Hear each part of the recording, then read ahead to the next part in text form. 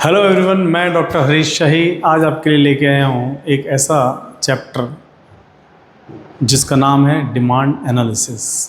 Guys, economics का सबसे important topic है जो फाउंडेशन की हर क्लास में आता है, चाहे वो सीए फाउंडेशन हो, सीएमए फाउंडेशन हो, एसएससी हो, चाहे आप क्लैट की कोचिंग कर रहे हैं, जहाँ पर भी इकोनॉमिक्स आएगा वहाँ पर ये पार्ट ज़रूर आएगा। अगर कोई गवर्नमेंट जॉब की प्रिपरेशन कर रहे हैं तो वहाँ पर भी आएगा और हम आपको पढ़ाएंगे भी उसी डेप्थ के साथ। सो थ्योरी ऑफ डिमांड क्या है?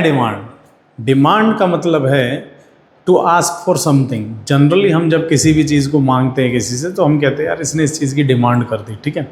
बट इकोनॉमिक्स जो है वो किसी चीज़ को मांगना डिमांड नहीं होता। इकोनॉमिक्स कहती है कि अगर कोई भी चीज़ डिमांड है तो उसके अंदर 5 कंपोनेंट का होना ज़रूरी है। अब वो 5 कंपोनेंट कौन कौन से तो वो हमको समझना पड़ेगा। सबसे पहले आती है हमारे पास इफेक्टिव डिज़ायर। ये चीज़ समझनी पड़ेगी कि हमारे मन में किसी चीज़ को अगर पाने की कोई इच्छा है तो वो डिमांड नहीं है, डिज़ायर, ठीक है। दूसरा विलिंग टू परचेज, ठीक है। विलिंग टू परचेज मतलब कि आपके पास रिसोर्सेज भी हैं या नहीं उसको फुलफिल करने के। Resources to fulfil the desire भी कह सकते हैं, ठीक है। रिसोर्सेज टू फुलफिल का डिज़ायर का मतलब हम एक एग्जांपल भी ले लेते हैं, भाई मुझे एक BMW चाहिए, ठीक है, ये मेरी एक इफेक्टिव डिज़ायर हो गई। सेकेंड, मेरे पास 1 करोड़ भी होना चाहिए क्योंकि उसको खरीदने के लिए मुझे 1 करोड़ होना चाहिए, तो भैया ये मेरे पास विलिंग टू परचेज या हम लोग कह सकते हैं resources to fulfil the desire. Third case में आता है ability to pay. Ability to purchase या एबिलिटी टू पे, बात एक ही कि क्या मैं उसको खर्च करने के लिए तैयार हूँ। इसका मतलब कहीं ऐसा तो नहीं कि मैं मेंटली बहुत कंजूस आदमी हूँ, मैं उसको खर्च ही नहीं करना चाहता पैसे को, तो वो थर्ड पार्ट उसमें आ जाएगा। एट पर्टिकुलर टाइम और प्राइस, पर्टिकुलर प्राइस और पर्टिकुलर टाइम, ये बहुत ज़रूरी है। जो BMW मुझे चाहिए थी वो अभी चाहिए या 1 साल बाद चाहिए, एक तो ये आप डिसाइड करेंगे टाइम के थ्रू, ठीक है। पर्टिकुलर प्राइस हमने इसलिए कहा कि किस प्राइस पर आप लोग वो लेने वाले हैं, ये भी चीज़ आपकी उसमें होनी चाहिए। सो moral of the story is 5 components जहाँ पर भी एक मैच हो जाएंगे एक कंपोजिट वे में, हम कहेंगे effective desire, resources to fulfil the desire, ability to pay at particular price और एट पर्टिकुलर टाइम। जब ये 5 चीज़ें आ जाएंगी तो हम कहते हैं कि डिमांड, ठीक है। तो एटलीस्ट जब हम जनरली बात करते हैं कि किसी चीज़ का लाइक किसी बच्चे ने घर पे स्कूटी की मांग करी कि मुझे स्कूटी चाहिए, तो हम उसको डिमांड नहीं कहेंगे। डिमांड के अंदर 5 चीज़ें होनी चाहिए, ठीक है। So demand refers to the quantity of goods और service that consumer are willing and able to purchase at particular price during a given period of time. एक पर्टिकुलर टाइम में एक पर्टिकुलर प्राइस पे एक कंज्यूमर जिस quantity को खरीदना चाहता है और वो खरीद सकता है और उसकी एबिलिटी टू पे भी है, यानी वो रेडी भी है, उसी चीज़ को हम लोग जो है डिमांड कहते हैं। आई होप ये आपको क्लियर हो गया होगा, ठीक है। अब आते हैं factor affecting the demand. Factor affecting the demand या डिटर्मिनेंट्स ऑफ डिमांड का मतलब क्या होता है कि किन किन चीज़ों से आपकी डिमांड कम या ज़्यादा होती है। उससे पहले हम आपको पहले बेसिक डिमांड का मतलब बता देते हैं कि डिमांड वर्क कैसे करता है। आपके घर में जो पेरेंट्स हैं, स्पेशली आपकी मदर, उनको हो सकता है इकोनॉमिक्स कभी उन्होंने पढ़ी नहीं हो, लेकिन उनको इकोनॉमिक्स आती है, इकोनॉमिक्स उनके खून में है। कैसे? हम वो आपको प्रूव भी कर देंगे। सपोज करिए कि आपकी मदर ने कोई भी चीज़ 10 रुपये किलो के आलू ऑल ऑफ सडन 2 रुपये किलो हो जाते हैं, तो आपकी मदर क्या करेगी? बहुत ज़्यादा क्वांटिटी में लेके खरीद लेगी, ठीक है। फिर उससे चिप्स बनाएगी या मल्टीपल यूज़ होगा, आलू का हलवा भी बन जाएगा, आलू का पराठे भी बनेंगे, व्हाटएवर, ठीक है। आलू का यूज़ बढ़ने लग जाएगा घर में। वहीं पर वो आलू अगर 20 रुपये किलो वाले अगर 100 रुपये किलो हो जाएं तो क्या करेगी? तो आपकी मदर क्या करेगी? उन आलू को बेचना, खरीदना बंद कर देगी। कम खरीदेगी, आलू खरीदेगी बट उतना ही खरीदेगी जितनी उनकी रिक्वायरमेंट है। लाइक रेयरली कि यार आलू बहुत महंगे, इसको अवॉइड किया जाए, ठीक है। सो ये कॉमन बिहेवियर है। इसका इकोनॉमिक्स से क्या रिलेशन है वो समझिए। जैसे ही प्राइस बढ़ रहा था, क्वांटिटी आपकी कम हो गई थी, जैसे ही प्राइस डाउन हो रहा था, क्वांटिटी आपकी बढ़ रही थी। यही तो डिमांड है, यही डिमांड है। और ये आपकी मदर को बहुत अच्छे से आता है, चाहे उनको इकोनॉमिक्स आती हो चाहे नहीं आती, तो हम भी यही प्रूव कर रहे हैं कि डिमांड मतलब कि जब प्राइस के साथ उसके रिलेशनशिप को अपन देखते हैं कि प्राइस एंड क्वांटिटी के पॉइंट ऑफ व्यू पर। तो यहाँ पर समझिए price of commodity ceteris paribus हम कहते हैं कि यानी कि अगर other things remains constant, equally constant भी कह सकते हैं, the demand for commodity has an inverse relationship to its own price. यानी कि अगर किसी चीज़ के प्राइस का और क्वांटिटी का इनवर्स रिलेशनशिप होता है, price up quantity down, price down quantity up. तो एक तराजू के बाट की तरह जैसे जैसे प्राइस अगर मान लो डाउन हो रहा है, वैसे वैसे क्वांटिटी ऊपर उठती जाएगी। जैसे जैसे मान लो अगर प्राइस कम होता जाएगा, मान लो ऊपर हो रहा है तो quantity down, price up quantity down, price down quantity up. तो मैं कह सकता हूँ ये ग्राफ के थ्रू भी आप यहाँ पर समझ सकते हैं। ये देखिए, ये आपका प्राइस है, ये आपकी क्वांटिटी है। अगर प्राइस मेरा बढ़ गया पहले से, ये देखो पहले से बढ़ गया तो मेरी क्वांटिटी पहले से कम हो गई, और अगर प्राइस मेरा पहले से डाउन हो गया तो मेरी क्वांटिटी पहले से बढ़ गई, है ना। तो मैं कह सकता हूँ कि ये मेरा डिमांड कर्व है और प्राइस और क्वांटिटी के बीच में कैसा रिलेशनशिप है, नेगेटिव। यानी प्राइस अगर बढ़ेगा तो क्वांटिटी पहले से डाउन हो जाएगी। सेकेंड नंबर पर है प्राइस ऑफ रिलेटेड कमोडिटी। अब प्राइस और रिलेटेड कमोडिटीज में हमारे पास दो तरह के गुड्स आते हैं, एक तो होता है कॉम्प्लीमेंट्री गुड्स और दूसरा आता है सब्स्टिट्यूट गुड्स, ठीक है। कॉम्प्लीमेंट्री गुड्स और सब्स्टिट्यूट गुड्स। कॉम्प्लीमेंट्री गुड्स कौन से होते हैं, जिनकी वजह से हमारी क्वांटिटी में अप एंड डाउन होता है। Those goods which can be use together, जो एक दूसरे को कॉम्प्लीमेंट करते हैं, जैसे car, petrol, shoes, socks, bat, ball, badminton, shuttle. ऐसी बहुत सारी चीज़ें हैं जो एक दूसरे के साथ कॉम्प्लीमेंटली यूज़ होती है।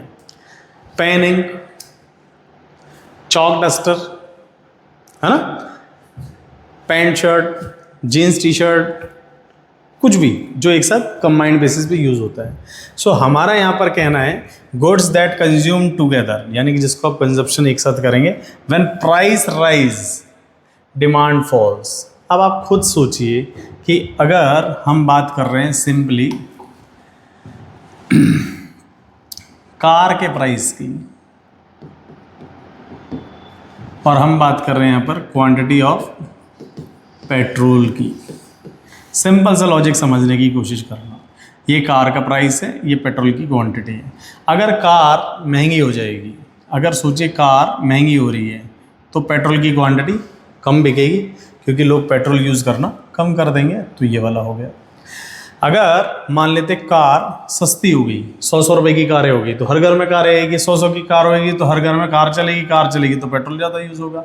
सो moral of the story is that कि ये हम देख सकते हैं यहाँ पर कॉम्प्लीमेंट्री गुड्स में प्राइस और क्वांटिटी में इनवर्स रिलेशन होता है, लेकिन कॉम्प्लीमेंट्री गुड्स दो रिलेटेड चीज़ों के लिए होता है, सेम कमोडिटी के लिए नहीं होता। यानी कि एक कार है और एक पेट्रोल है। Bat, ball, badminton, shuttle, pen, ink, ठीक है, इस तरह से होता है, ठीक है। सेकेंड नंबर पर होता है कॉम्पिटिटिंग गुड्स, और कॉम्पिटिटिंग गुड्स को हम लोग याद रखना एक सब्स्टिट्यूट गुड्स भी कहते हैं। ये हमने आपको बता रखा है कि सब्स्टिट्यूट गुड्स कौन से हो गए कि जिसको चाय और कॉफ़ी जो एक दूसरे की जगह पर सब्स्टिट्यूट करते हैं। जैसे वॉचेस के बारे में आ जाओ, आप अगर मान लो टाइटन की वॉच नहीं पहनते तो फास्ट ट्रैक की पहन लो, राडो की नहीं पहन सकते तो फरारी की पहन लो, जिसकी भी आपको वॉच पहननी, जो those goods which can be used on behalf of each other, यानी कि एक की जगह पर दूसरा। आप आईफोन यूज़ नहीं करना चाहते, कोई बात नहीं, सैमसंग का यूज़ कर लो, ठीक है। एक का प्राइस बढ़ेगा तो दूसरे की क्वांटिटी पे इम्पैक्ट आएगा। तो यहाँ से पढ़ते हैं two commodities are called competing goods when they satisfy the same wants and can be use in place of one another, यानी ईच एक दूसरे के प्लेस पर काम आ जाएंगे। Price of one rises than demand of other rises, positive relationship, example tea and coffee. This demand is known as gross demand भी कहते हैं, gross की बजाय हम लोग आप इसको क्रॉस डिमांड भी कह सकते हैं, ठीक है, क्रॉस। अब देखो यहाँ पर हमने ये कर्व भी बना रखा है, ये वाला तो हमने आपको कॉम्प्लीमेंट्री का बता ही दिया था, ये वाला आप यहाँ पर एक बार समझने की कोशिश करना जो है सब्स्टिट्यूट गुड्स के लिए। देखो यहाँ पर हम डाल देते प्राइस ऑफ टी, यहाँ पर हम डालते हैं quantity of coffee, price of T, ठीक है, ये प्राइस है, ये क्वांटिटी है किसकी, कॉफ़ी की। अगर प्राइस ऑफ टी यानी कि चाय अगर कॉस्टली हो जाएगी, सोचिए आप दो ही यूज़ करते हैं, या तो चाय पियेंगे या कॉफ़ी पियेंगे। अगर चाय पहले से महंगी हो जाएगी, ये चाय महंगी होगी पहले से, तो लोग क्या करेंगे, कॉफ़ी को ज़्यादा पीना स्टार्ट कर देंगे कि यार लेट्स शिफ्ट टू कॉफ़ी। अगर चाय सस्ती हो जाती है यहाँ पर प्राइस ऑफ टी, तो लोग क्या करेंगे, कॉफ़ी को कम पियेंगे। क्यों? कॉफ़ी को कम इसलिए पियेंगे जो चाय पर शिफ्ट हो जाएंगे। पॉइंट समझ आ रहा है? जब चाय महंगी हो जाएगी तो ऑब्वियसली चाय के यूज़र कम होकर कॉफ़ी पे शिफ्ट हो जाएंगे, जब चाय सस्ती हो जाएगी तो ऑब्वियसली कॉफ़ी के यूज़र्स चाय पर आ जाएंगे। तो इस वजह से इनके बीच में जो रिलेशनशिप होता है वो पॉजिटिव होता है। तो अक्सर फाउंडेशन में ये पूछा जाता है कि सब्स्टिट्यूट गुड्स या कॉम्पिटिटिंग गुड्स में किस तरह का रिलेशनशिप होता है, वहीं पर कॉम्प्लीमेंट्री गुड्स में किस तरह का रिलेशनशिप होता है, नेगेटिव होता है, यहाँ पर पॉजिटिव होता है। एक कन्फ्यूज़न कई बार होता है कॉम्पिटिटिंग गुड्स। अब बच्चा पता है क्या सोचता है, बच्चे ने अपनी लाइफ में थ्रू आउट सब्स्टिट्यूट्स और कॉम्प्लीमेंट्री सुना है, वो सोचता है कॉम्पिटिटिंग गुड्स ही कॉम्प्लीमेंट्री गुड्स है, तो ये यहाँ पर ठोक देता है। यानी कि कॉम्पिटिटिंग गुड्स में कौन सा रिलेशनशिप होता है, आंसर है करेक्ट पॉजिटिव। ये बच्चा यहाँ पर ठोक देता है क्या, नेगेटिव, क्योंकि उसके मतलब सबकॉन्शियस माइंड में कॉम्प्लीमेंट्री गुड्स और सब्स्टिट्यूट गुड्स दो ही अलग पिक्चर है, कॉम्पिटिटिंग गुड्स नाम की कोई पिक्चर नहीं। तो उसको ऐसा लगता है competing goods is nothing but the complementary goods. तो ये चीज़ आप थोड़ा सा ध्यान रखें, बच्चे गलती कर देते हैं तो वो गलती हमें नहीं करनी। Joint demand, it means at a particular time the demand for one more than one commodity. जब आप एक ही टाइम पर एक से ज़्यादा कमोडिटी की डिमांड करते हैं तो उसको जॉइंट डिमांड कहते हैं। चाय बिस्किट, भाई चाय लिया, नाश्ता लिया, नमकीन लिया, तो इस तरह से होता है। जैसे ब्रेकफास्ट, तो ब्रेकफास्ट अपने आप में जॉइंट डिमांड है। मैं आपके घर आया, आपने मुझे ब्रेकफास्ट कराया, इट इज़ योर चॉइस कि आपने मुझे ब्रेकफास्ट में क्या कराया। मैं किसी और के घर गया तो मुझे ब्रेकफास्ट में 4 चीज़ें करी, किसी ने 5 करी, किसी ने 6 करी। So it is a joint demand. ठीक है, अब आते हैं हम इनकम ऑफ द कंज्यूमर, कि इनकम कंज्यूमर की चेंज होने से क्या डिमांड पे फ़र्क पड़ता है। तो कॉमन सेंस कहते हैं हाँ फ़र्क पड़ेगा। अगर मैं गरीब से अमीर हो जाऊँ, कितनी यार भाई हमारा दोस्त और कितना अमीर हो गया, तो अमीर हो गया तो मतलब उसका स्टेटस बदल गया, स्टेटस बदल गया तो यानी कि उसने अपनी पर्सनैलिटी इनहेंस कर ली, डेवलप कर ली। कहीं कहते हैं यार देख भाई कितना अमीर था, रईस आदमी था और एकदम से देखो गरीब हो गया, तो गरीब हो गया तो उसने अपनी पर्सनैलिटी का वे, आपको कैसे पता गरीब है, बैंक बैलेंस तो चेक करा नहीं, आपने उसकी पर्सनैलिटी से उसको चेक कर लिया कि भाई ये थोड़ा गरीब हो गया, पहले वाली बात नहीं रही। अब इन टर्म्स ऑफ उसके लिविंग स्टाइल से रह सकते हैं, उसका लिविंग स्टैंडर्ड कैसा हो चुका, पहले मान लो हो सकता है वो BMW जाता हो, अभी वो बेचारा पैदल चल रहा है, बाइक पे चल रहा है, साइकिल पे चल रहा है, व्हाटएवर। तो यहाँ से इनकम ऑफ द कंज्यूमर भी होता है। ठीक है, यहाँ पर जो गुड्स होते हैं, पहली बात तो इनकम कर दिया किसने था, प्रोफेसर लॉर्ड एंजल ने दिया था, ये क्वेश्चन बन जाता है। दूसरा क्वेश्चन यहाँ से बनता है एंजल कर्व किसको कहते हैं, तो ध्यान रखना भाई इनकम कर्व को ही कहते हैं। ठीक है, इन्होंने कहा था कि सुपीरियर गुड्स होता है और इन्फीरियर गुड्स होता है, ये 2 तरह के गुड्स होते हैं और इन्हीं के अकॉर्डिंग आदमी अपना बिहेवियर डालता है। अब सुपीरियर गुड्स कैसे और इन्फीरियर गुड्स कैसे, उस चीज़ को समझने की कोशिश करना। सपोज करो आप अपने ऊपर ही ले लेना भाई, ज़्यादा बेटर है। पहले मैं ग्राफ एक्सप्लेन कर देता हूँ, फिर हम वैसे बात करेंगे। आप एक आदमी है जिसकी इनकम मान लो 10,000 रुपये है, ऑल ऑफ सडन आपकी इनकम 50,000 रुपये हो गई। ठीक है, आपकी इनकम 10,000 से 50,000 होगी, क्या आएगा मन में, एक खुशी आएगी, वाह अब मैं 10,000 की वजह 50,000, अब अपन शहंशाह है। तो अपन क्या करेंगे, शर्ट ब्रांडेड लेंगे, शूज़ ब्रांडेड लेंगे, स्पेक्स ब्रांड लेंगे, है ना, और भी जो भी हमारे एसेसरीज, हमारा फ़ोन महंगा आजने लग जाएगा। सो कहीं ना कहीं मैं कह सकता हूँ यहाँ पर हम प्राइस लिख देते हैं किसी भी चीज़ का, और यहाँ पर हम प्राइस हमको नहीं लिखना पड़ेगा, हमको यहाँ पर इनकम लिखना पड़ेगा, इनकम और क्वांटिटी। तो देखो अब क्वांटिटी मतलब किसी भी चीज़ की जिसके भी आपके मन करे कि ये आपकी इनकम थी, ये आप क्वांटिटी यूज़ कर रहे थे। जैसे आपकी इनकम बढ़ गई आपकी क्वांटिटी पहले से बढ़ गई। पहले हो सकता है मैं 10 ग्राम बादाम खाता हूँगा घर के लिए, अब मैं 100 ग्राम लेके जाऊँगा। पहले हो सकता है मैं 250 ग्राम सेब लेके जाता हूँ घर में, अब मैं 1 किलो लेके जाऊँगा। सो इनकम और क्वांटिटी मतलब ये इनकम बढ़ेगा तो क्वांटिटी बढ़ेगा, और इनकम घटेगा तो क्वांटिटी भी घटेगा, क्योंकि ये सुपीरियर गुड्स है। आपकी इनकम बढ़ते ही आप अच्छी क्वालिटी बढ़ा देते ना, अपनी लाइफ में ब्रांडेड चीज़ बढ़ जाएगी। जैसे ही मेरी इनकम डाउन हुई मैं अपनी ब्रांडेड चीज़ों को डाउन कर दूंगा। तो बहुत सिंपल सा फंडा है, तो ये आपका फंडा है, ठीक है। सेकेंड आते हैं इन्फीरियर गुड्स पे। इन्फीरियर गुड्स में यहाँ पर देखो ये इनकम और ये क्वांटिटी, इनकम और क्वांटिटी। अब यहाँ पर देखो ये इनकम है और ये क्वांटिटी है। ये इनकम बढ़ेगी, जैसे इनकम बढ़ गई है आपकी तो क्वांटिटी आपकी डाउन हो जाएगी। तो ये अपन देखेंगे इनकम, ये क्वांटिटी, और जैसे ही हमारी इनकम बढ़ जाएगी हमारी क्वांटिटी डाउन हो जाएगी। जैसे हमारी इनकम डाउन हो गई हमारी क्वांटिटी बढ़ गई। कौन सी चीज़ है ये? हम कह सकते हैं इन्फीरियर मतलब घटिया, ठीक है। घटिया चीज़ों के साथ कुछ ऐसा ही होता है। आपकी इनकम अगर बढ़ जाती है सोचो, तो आप इन्फीरियर क्वांटिटी को यानी कि उसकी क्वांटिटी को कम कर देते हैं, इनकम बढ़ती। जैसे आपकी इनकम डाउन होती है आप इन सब क्वांटिटी को बढ़ा देते हैं। तो यानी कौन सा रिलेशनशिप होता है? ये नेगेटिव। तो आपको ध्यान रखना पड़ेगा इनकम का इफेक्ट दो तरह से रहता है, सुपीरियर गुड्स पे पॉजिटिव रहेगा, इन्फीरियर गुड्स पे नेगेटिव रहेगा। तो ये क्वेश्चन है कई बार बन जाता है, अपने आप में one of the important topic के अंदर आ जाता है ये, क्योंकि इनकम कर्व को लॉर्ड एंजल ने दिया था। इनकम कर्व को ही एंजल कर्व कहते हैं। सुपीरियर गुड्स में पॉजिटिव रिलेशन, इन्फीरियर गुड्स में नेगेटिव रिलेशन, ये सारी चीज़ें चलती है। अच्छा ध्यान रखना सुपीरियर गुड्स और नॉर्मल गुड्स एक ही बात है, ठीक है, तो इसमें कोई चेंज नहीं है। फिर हम बात करते हैं टेस्ट प्रेफरेंस ऑफ कंज्यूमर। ये टेस्ट, फैशन, बिहेवियर, कंज्यूमर ये सारा एक में आ जाता है। कंज्यूमर का टेस्ट बड़ी अजीब चीज़ है, ये जीभ।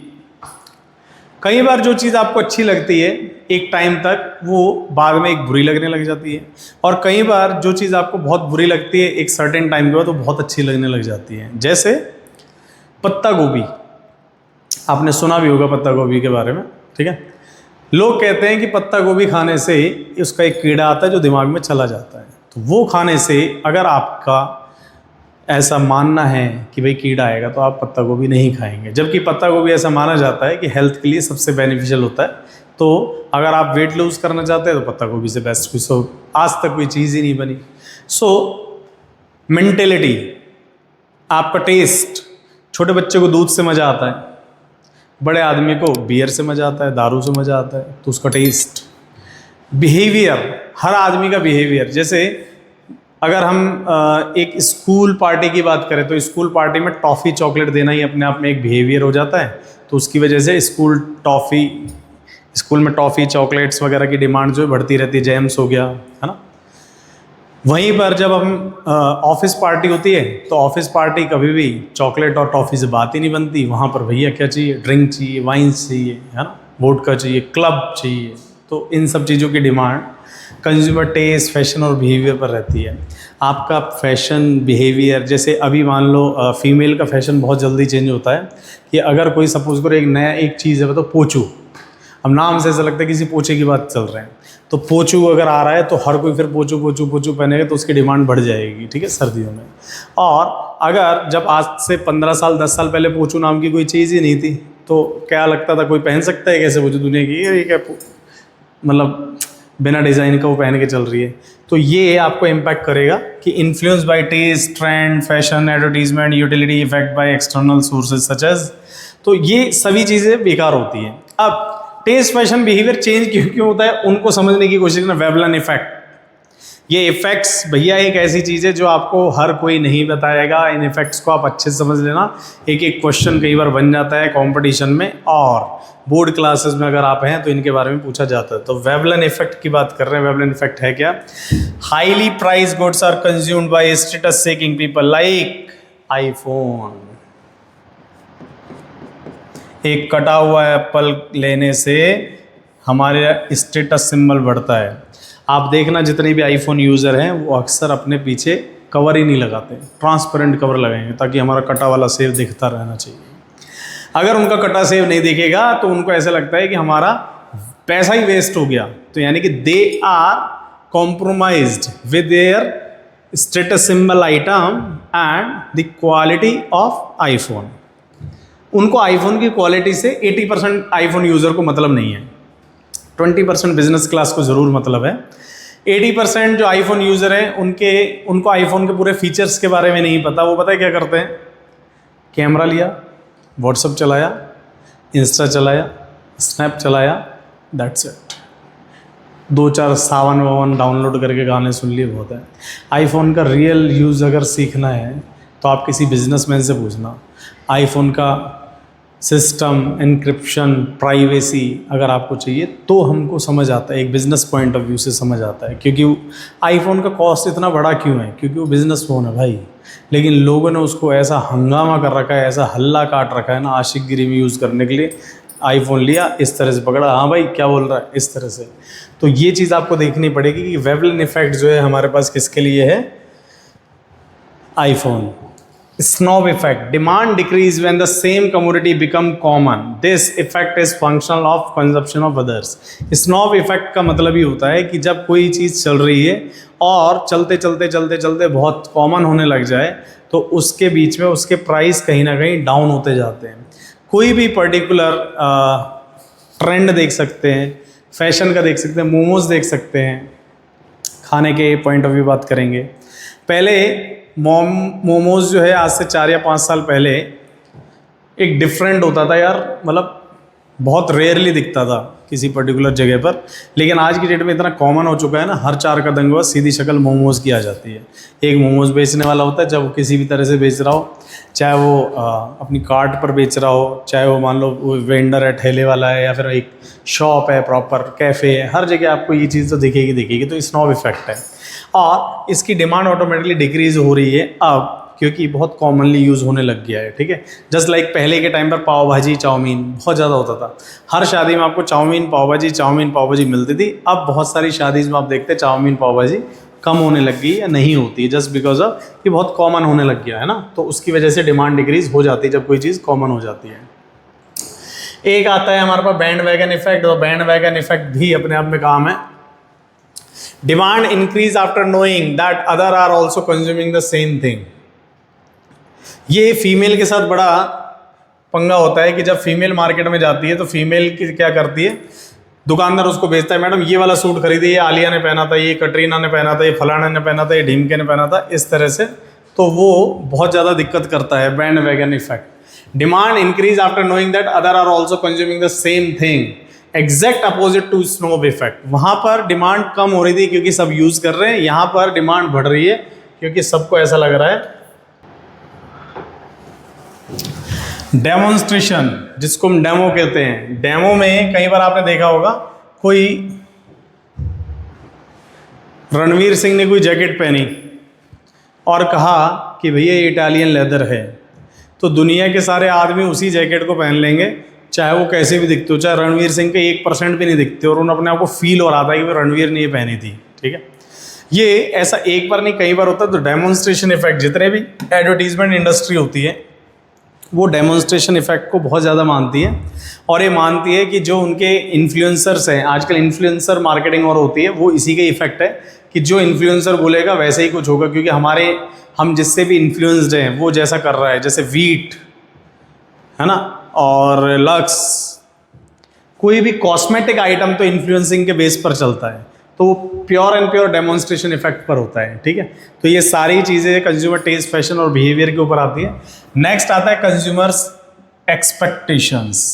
फ्यूचर में अगर प्राइस इंक्रीज होने के चांस है या फिर फ्यूचर में प्राइस डिक्रीज होने के चांस है, जैसे गोल्ड में, सिल्वर में, किसी भी चीज़ में, तो उसका इफेक्ट हमको यहाँ पर मिलेगा ही मिलेगा। ठीक है, अगर ऐसा नहीं होता है तो सपोज करो कि हम ये मान रहे हैं कि गोल्ड 5,000 रुपये बढ़ेगा, तो हम प्रेजेंट में गोल्ड को खरीदने लग जाते हैं।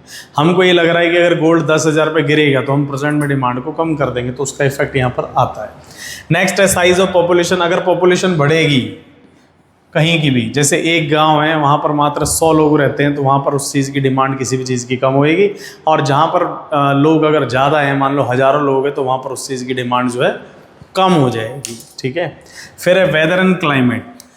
वेदर एंड क्लाइमेट से भी डिमांड का इम्पैक्ट पड़ता है, क्योंकि वेदर और क्लाइमेट के अकॉर्डिंग चीज़ें बिकती है। जैसे सपोज करो अम्ब्रेला की नीड है, तो ऑब्वियसली वो रेनी सीजन्स में ज़्यादा होएगी, है ना, या फिर समर में ज़्यादा हो सकती है, धूप से बचने के लिए कई लोग यूज़ करते हैं। विंटर में तो नहीं होगा ना। वूलन है, उसकी डिमांड विंटर में ज़्यादा होएगी, है ना। तो बिल्कुल ट्रांसपेरेंट कपड़े हैं तो समर में ज़्यादा बिकेंगे। तो वेदर एंड क्लाइमेट से भी डिमांड को इम्पैक्ट पड़ता है। अदर फैक्टर्स, नेशनल इनकम, लोगों की नेशनल इनकम, एक कंट्री की नेशनल इनकम से भी डिमांड को फ़र्क पड़ता है। वॉर एंड इमरजेंसी आपने देख ही रहे हैं, अभी जो है यूएस और ईरान का वॉर चल रहा है, इसकी वजह से पेट्रोल के प्राइस बढ़ गए। पेट्रोल के प्राइस बढ़ गए तो कचौरी, समोसे, खाने वाने के जितने भी आइटम, उन सब के प्राइस उन्होंने बढ़ा दिए हैं, तो ये इम्पैक्ट रहता है। न्यू टेक्नोलॉजी अगर कोई मार्केट में आती है तो उसकी वजह से भी डिमांड को फ़र्क पड़ता है। जैसे एलईडी लाइट, सिस्का, पहले CFL चलती थी, उससे पहले एक सिंपल एक नॉर्मल वॉट का एक बल्ब चलता था। फिर आते हैं हमारे पास बिजनेस साइकिल। बिजनेस साइकिल में बुलिश और बियरिश, यानी कि बूम और रिसेशन वर्ड यूज़ कर सकते हैं। बूम मतलब हम तेज़ी को कहते हैं, और रिसेशन मतलब हम कह सकते हैं मंदी, कि बिज़नेस में तेज़ी और मंदी रहती है, उसके हिसाब से भी डिमांड को फ़र्क पड़ता है। जैसे दिवाली का सीज़न, वहाँ पर डिमांड ज़्यादा रहती है। और अगर अपन बात करें जैसे नॉर्मली इसकी क्या नाम से, दिवाली से जैसे एक महीना पहले एक सीज़न आता है जो कनाकत का, जिसमें हमारे जो बड़े बुजुर्ग मरे होते हैं, तो उनकी अपन डिमांड की बात करते हैं। फिर हम बात करते हैं यूटिलिटी ऑफ कमोडिटी। किसी कमोडिटी की अगर यूटिलिटी ज़्यादा है तो उससे भी डिमांड को फ़र्क पड़ेगा, किसी कमोडिटी की यूटिलिटी कम है तो उससे डिमांड को फ़र्क पड़ेगा, यानी हम डिमांड कम करेंगे उस चीज़ के लिए। ठीक है, फिर हम बात करें कस्टम्स एंड ट्रेडिशंस। हर जगह के कस्टम्स होते हैं, हर जगह के ट्रेडिशंस होते हैं, उसकी वजह से भी डिमांड को फ़र्क पड़ता है।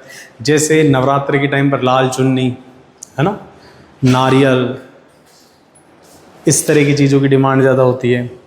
दिवाली पे हम लोग नए कपड़े पहनते हैं, होली पे हम कपड़े नए नहीं पहनते, हम ऐसे पहनते हैं जो बिल्कुल ही ख़राब से हैं।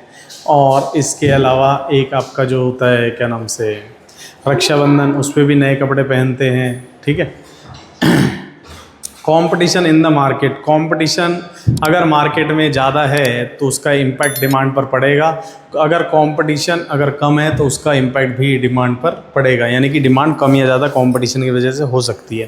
कंपटीशन ज़्यादा है किसी मार्केट में तो वहाँ पर डिमांड हो सकता है मेरे यहाँ से आज ज़्यादा बिका, कल किसी और के यहाँ से ज़्यादा बिका, तो इस तरह से इफेक्ट रहता है। Credit facility and interest rate. अगर कोई आपको क्रेडिट फैसिलिटी यानी उधार की सुविधा देता है तब भी डिमांड पे फ़र्क पड़ता है, और अगर कोई नहीं देता तब भी डिमांड पे फ़र्क पड़ता है। जैसे हम घर के पास में कोई शॉप है, उससे उधार की फैसिलिटी मिलती है, मॉल्स वगैरह में हमको उधार की फैसिलिटी नहीं मिलती है। So this is all about for the day guys. I hope आपको वीडियो अच्छा लगा होगा। वीडियो को लाइक करें, शेयर करें, कमेंट करें, और ज़रूर बताएं कि कैसा लगा है। हम लोग आपके लिए इकोनॉमिक्स की सारी वीडियोज़ बनाएंगे, चाहे वो माइक्रो इकोनॉमिक्स हो, चाहे वो मैक्रो इकोनॉमिक्स हो, चाहे वो CA फाउंडेशन की हो, चाहे वो CMA के लिए हो, चाहे वो क्लैट के लिए हो, चाहे वो SSC के लिए हो, चाहे वो 11th 12th व्हाटएवर, जिस भी चीज़ के लिए आपको चाहिए वो सभी आपको यहाँ पर आपके डाउट्स क्लियर होंगे। और ऐसा नहीं कोई भी चैप्टर स्किप होगा, हर एक चैप्टर होगा और डिटेल एनालिसिस होएगी। आप हमें अप्रिशिएट ज़रूर करिए, बिकॉज आपका लाइक, शेयर और कमेंट के थ्रू ही हमें हमारा फीडबैक मिल पाएगा। Thank you so much. अगली वीडियो के लिए बने रहिए। Thank you.